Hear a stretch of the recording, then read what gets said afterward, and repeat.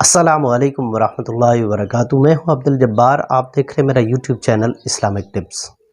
ایک بہن کا سوال آیا کہ میں گھر کی ساری ذمہ داریاں ادا کرتی ہوں، میں سارے کام بھی کرتی ہوں، اپنے خاوند کی خدمت بھی کرتی ہوں، ہر اعتبار سے پوری کوشش کرتی ہوں کہ گھر بسا رہے، گھر میں سکون ہو، امن ہو، لیکن میرا خاوند وہ مجھ سے خفا رہتا ہے، چاہے لوگوں کی باتیں سن کے یا جیسے کیسے اس کے ذہن کے اندر ہر وقت ناراضگی رہتی ہے میرے لیے، تو میں کیا کروں؟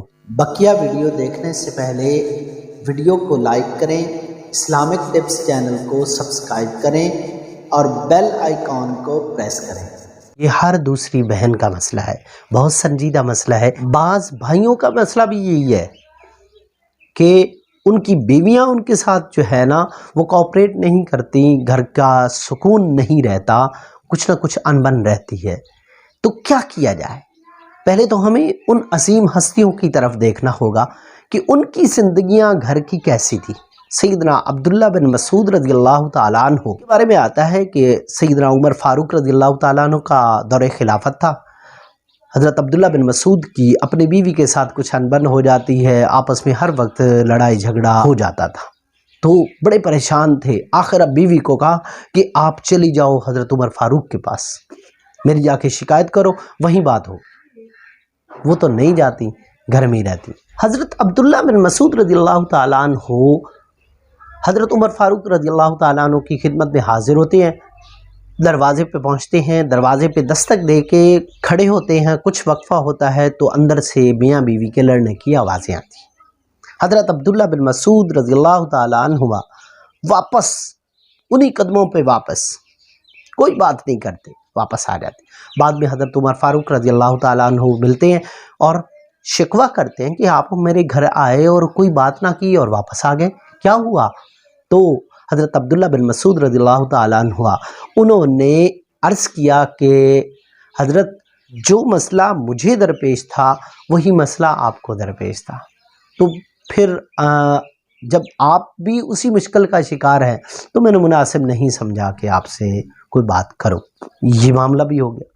حتیٰ کہ کائنات کی سب سے عظیم ہستی، اللہ کے بعد کوئی مقام اور مرتبہ والی ہستی ہے تو وہ نبی پاک صلی اللہ علیہ وسلم کی ہستی ہے۔ ان کی گھر کی زندگی کے اندر بھی یہ تھوڑی بہت نوک جھوک ہوتی تھی۔ حضرت حفصہ رضی اللہ تعالیٰ عنہ کا واقعہ موجود ہے۔